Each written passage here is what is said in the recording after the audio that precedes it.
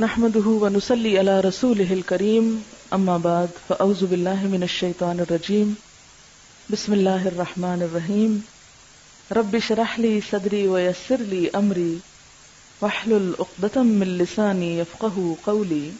سورۃ الرحمن، یہ سورت اپنے مزاج اور مطلب کے اعتبار سے سورتوں کے اس گروپ سے تعلق رکھتی ہے جو مکی زندگی کے اس دور میں نازل ہوئیں جب آپ صلی اللہ علیہ وسلم کی تکذیب اور مخالفت جوش پر تھی، اور وہ آپ سے بار بار اس بات کا مطالبہ کر رہے تھے، یعنی آپ کے دشمن، کہ انہیں کوئی نشانی دکھائی جائے، کوئی معجزہ دکھایا جائے، اور اگر ان کے مطالبے پر معجزہ یا عذاب نہیں آتا تو پھر وہ محمد صلی اللہ علیہ وسلم کی دعوت کو نہیں مانیں گے، اور اگر دنیا میں عذاب نہیں آتا تو اس کا مطلب یہ ہے کہ آخرت میں بھی نہیں آنے والا۔ اس کانٹیکسٹ میں یہ سورت نازل ہوئی۔ اس سورت میں ایک آیت فَبِأَيِّ آلَاءِ رَبِّكُمَا تُكَذِّبَانِ کی بار بار تکرار ہوئی، تو یوں لگتا ہے کہ جیسے مخالفین اپنی ضد میں مبتلا تھے، تو اللہ سبحانہ وتعالیٰ کی طرف سے بھی جو کلام آیا اس میں ان کے جواب میں مختلف آیات کو بار بار دہرا کر ان کی ضد کو ختم کیا گیا۔ کسی بھی بات کو بار بار کرنے کا مطلب کیا ہے کہ مخاطب کو وہ حقیقت اچھی طرح سمجھا دی جائے، اس چیز کی طرف توجہ دلائی جائے جس کی طرف وہ توجہ نہ دینا چاہتا ہو۔ قرآن پاک کا یہی انداز دراصل ایک مؤثر انداز ہے کہ وہ مخاطب کے مزاج کو سامنے رکھ کر بات کرتا ہے۔ مخاطب اگر ضد میں مبتلا ہے تو اس کی سوچ کی اصلاح کے لیے ایسا انداز اور اسلوب اختیار کیا گیا ہے کہ وہ سوچنے پر مجبور ہو جائے۔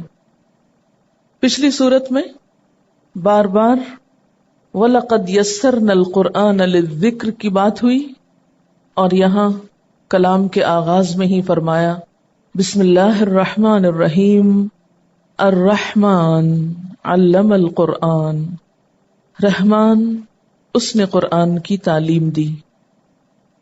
اس صورت میں اللہ سبحانہ وتعالیٰ کی بہت سی نعمتوں کا ذکر کیا گیا ہے، اور پھر ان نعمتوں کا احساس بھی دلایا گیا سوالیہ انداز میں، فَبِأَيِّ آلَاءِ رَبِّكُمَا تُكَذِّبَانِ کہہ کر کہ تم اپنے رب کی کن کن نعمتوں کو جھٹلاؤ گے۔ حقیقت یہ ہے کہ انسان کو جتنی بھی نعمتیں ملی ہیں ان سب میں بہترین نعمت، اعلیٰ ترین نعمت، اور وہ نعمت جس کا سب سے پہلے ذکر کیا گیا وہ ہے قرآن کی نعمت۔ ساری دنیا کی نعمتیں ایک طرف اور قرآن کی نعمت ایک طرف۔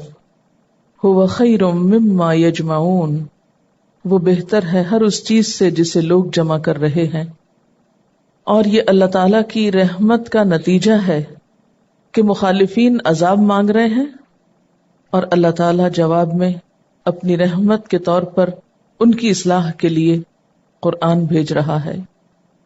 الرحمن، بے حد مہربان، بہت مہربان، علم القرآن، اس نے تعلیم دی ہے قرآن کی، اس نے سکھایا ہے قرآن۔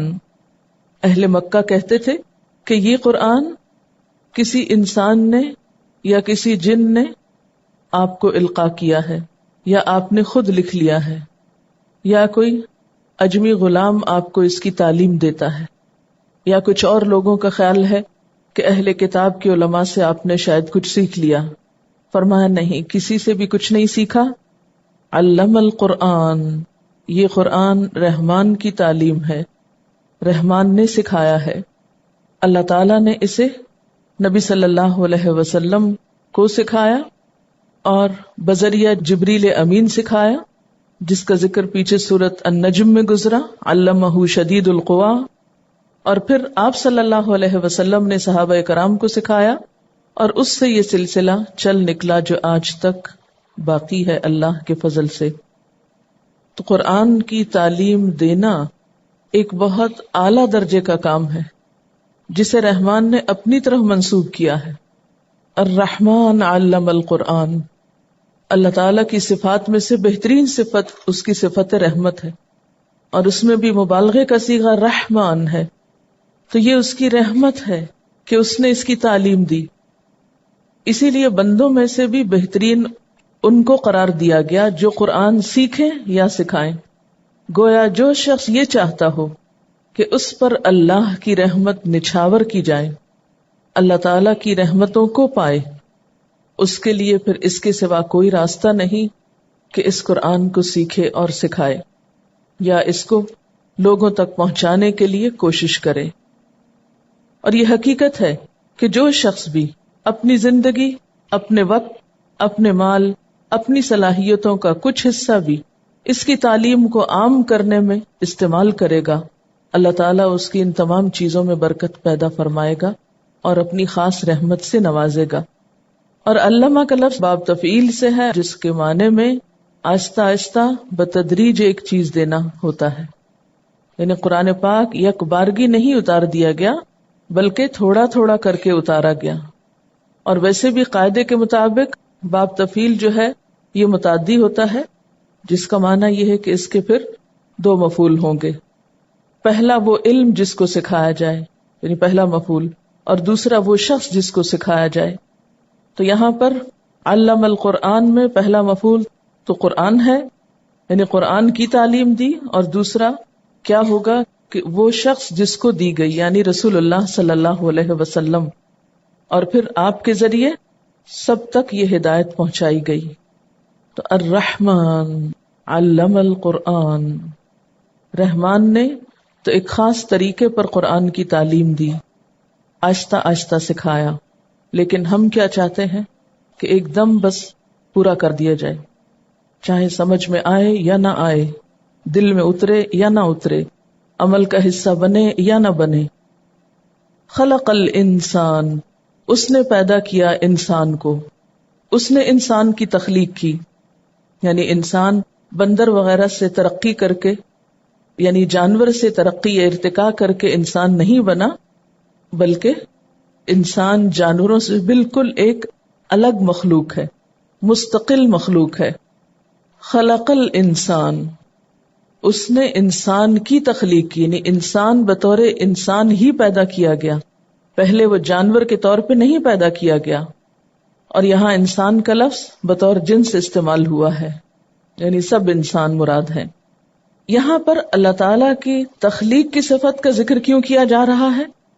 اس لیے کہ اللہ تعالیٰ نے جو تعلیم دی ہے قرآن کی، یہ اس وجہ سے دی ہے کہ اس نے انسان کو بنایا، وہ انسان کی حقیقت کو پہچانتا تھا، اس کی ضرورت ہدایت کو بخوبی جانتا تھا، اور اس ضرورت کو پورا کرنے کے لیے اس نے قرآن کی تعلیم دی ہے. اور آپ دیکھیے کہ جو خالق ہوتا ہے وہ مالک بھی ہوتا ہے. تو جو مالک ہوتا ہے اس کے ذمے ہوتا ہے کہ مملوک کو کام بتائے کہ اسے کیوں بلایا گیا، کس کام کے لیے بنایا گیا.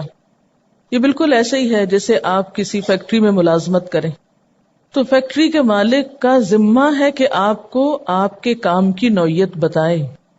جب بھی کسی کو کسی محکمے میں یا کسی ادارے میں یا کسی دکان پر یا کسی فیکٹری میں مملوک کے طور پر یا کام کے لیے بلایا جاتا ہے ایک امپلائی کے طور پر، تو جو مالک ہوتا ہے اس فیکٹری کا یا بزنس کا، اس کی ذمہ داری صرف یہ نہیں ہوتی کہ لوگوں کو بھرتی کر لے، بلکہ اس کی ذمہ داریوں میں یہ ذمہ داری نہایت اہم ہوتی ہے کہ وہ آنے والوں کو ان کا کام بتائے. تو اللہ تعالیٰ نے انسان کو پیدا کیا، وہ انسان کا مالک ہے، انسان اس کے آگے مملوک ہے، لہٰذا یہ اس کی ذمہ داری تھی کہ وہ انسان جیسی مخلوق کو پیدا کر کے عقل دے کر اسے یہ بتائے کہ اسے کس لیے بنایا.